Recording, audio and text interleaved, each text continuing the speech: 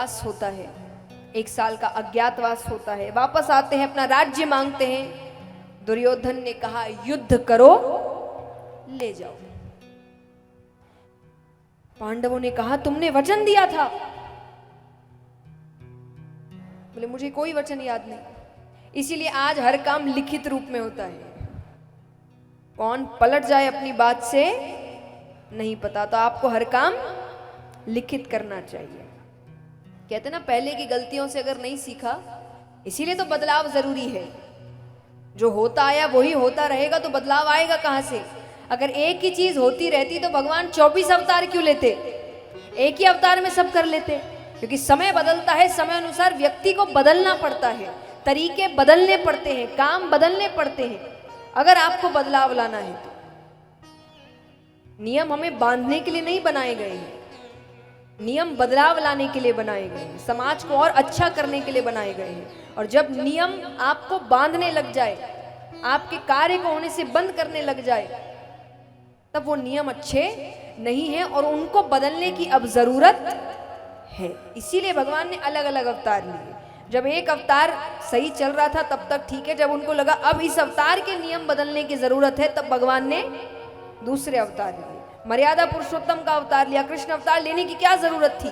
क्योंकि तब तक लोग ऐसे थे कि मर्यादित रूप में भी व्यक्ति काम कर सकता था। पर जब व्यक्ति ज्यादा ही दुष्ट होने लगे, तब श्री कृष्ण जैसे को आना पड़ा कि अब इनको मर्यादा समझ में नहीं आ रही, अब इनको इन्हीं की भाषा में समझाना पड़ेगा। तो यानी नियम आपको बांधने के लिए नहीं होते, आपको और खुला छोड़ने के लिए होते हैं कि आप अच्छे से अच्छे काम करें, बदलाव लाएं। तो यहां पर दुर्योधन ने वो अपनी बात से पलट गया। तब भगवान शांति दूत बनकर आते हैं। भगवान मनाने की कोशिश करते हैं, उसको बहुत समझाते हैं, पर वो मानने को तैयार नहीं। अंत में उसने कहा मैं युद्ध के बिना सुई भर भूमि नहीं दूंगा।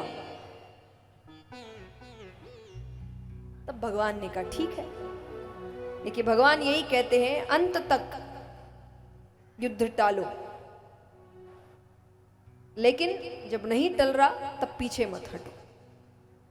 भगवान ने युद्ध को टालने की बहुत कोशिश की थी, खुद ने करी है, लेकिन जब नहीं टला तब अंत में जब अर्जुन मना कर रहे थे युद्ध के लिए, तब भगवान ने कहा अब पीछे नहीं हटना।